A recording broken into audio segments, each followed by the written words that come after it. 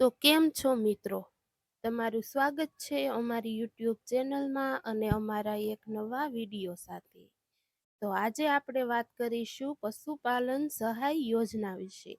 તો આ યોજના તમને કઈ રીતે મળશે? આ યોજનામાં તમને લોન મારફતે કેટલી કિંમત મળશે? તો સંપૂર્ણ માહિતી આપણે આગળ વિડીયોમાં આપવાના છીએ. તો ત્યાં સુધી તમે અમારા વિડીયોને લાઈક કરી દો અને અમારી ચેનલને સબસ્ક્રાઈબ કરી દો. તો મિત્રો વિડીયોમાં આગળ બન્યા રહેજો, કેમ કે આ વિડીયો તમારા માટે બહુ માહિતીપૂર્ણ છે. અને જે લોકો પાલન કરે છે કે પશુની ખરીદી કરવા માગે છે, તો તેના માટે આ વિડીયો ખૂબ જ ઉપયોગી છે. તો આગળ વાત કરતા ખેડૂત મિત્રો માટે નવી આશા. દર વર્ષે ગુજરાત સરકાર ખેડૂતોને ખેતી ઉપરાંત પશુપાલનમાં પણ આત્મનિર્ભર બનાવવાના પ્રયાસ કરે છે. ભારતમાં પશુપાલન મોટા ભાગે દૂધ વ્યવસાય માટે કરવામાં આવે છે. આજે અમે તમને રાજ્ય સરકાર દ્વારા પશુપાલન યોજનાને પ્રોત્સાહિત કરવા માટે અમલમાં આવેલી દૂધદાયી પશુ ખરીદી સહાય પર છાપરો સહાય યોજના, પશુ આરોગ્ય કેમ્પ સહાય યોજના વગેરે વિશે માહિતી આપશું.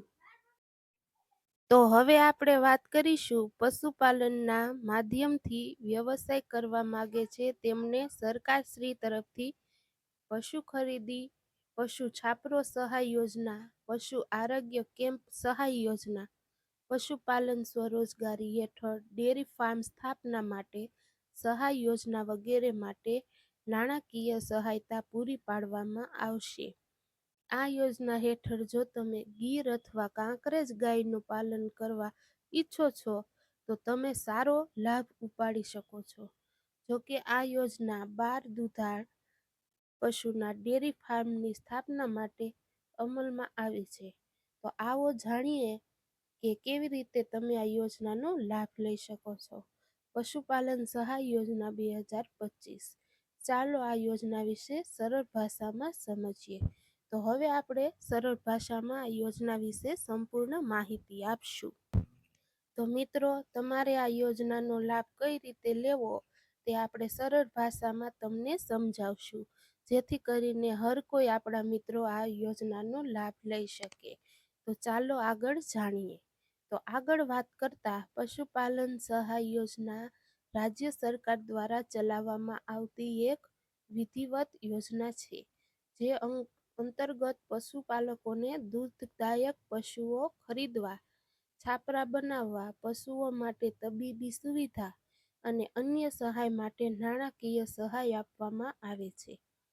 ગુજરાત સરકારે આઈ ખેડૂત પોર્ટલ દ્વારા 2025માં નવી પશુપાલન સહાય યોજનાઓ રજૂ કરી છે, જેમાં પશુપાલકોને પશુ ખરીદી, દૂધ ઉત્પાદન, છાપરા બનાવટ તથા અન્ય સહાય માટે ઓનલાઈન અરજી કરવાની સુવિધા આપવામાં આવશે. તો હવે આપણે વાત કરીશું દૂધદાયી પશુ ખરીદ સહાય યોજના.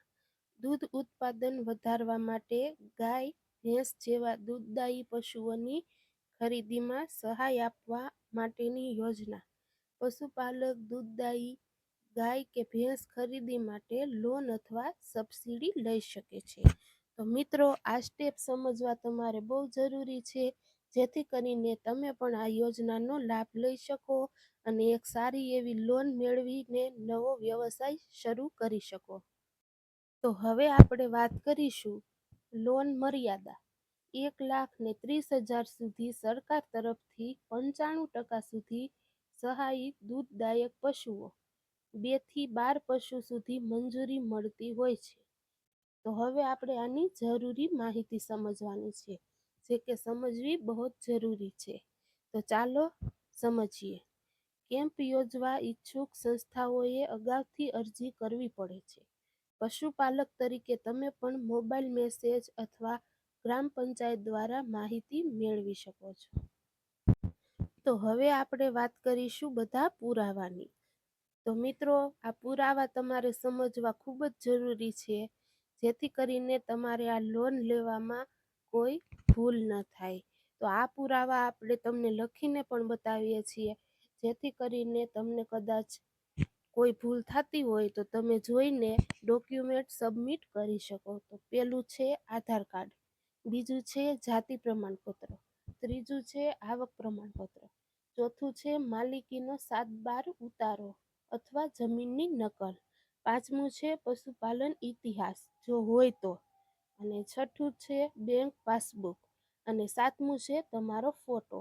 તો આટલા ડોક્યુમેન્ટ્સ તમારે આ લોન મેળવવા માટે આપવાના રહેશે. તો ચાલો આપણે આગળ વાત કરીએ. જો તમારે ઓનલાઈન અરજી કરવી હોય તો પણ તમે કરી શકો છો.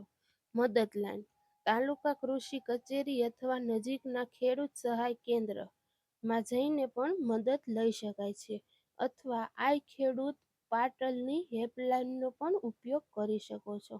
તો મિત્રો, આ હતી આજની તમારી માટેની નવી માહિતી. તો આવી માહિતી જાણવા માટે અમારી ચેનલને કરો સબસ્ક્રાઈબ અને અમારા વિડીયોને લાઈક કરી દેજો. અને અમારી માહિતી જો તમને સારી લાગી હોય તો એક કોમેન્ટ જરૂરથી કરજો.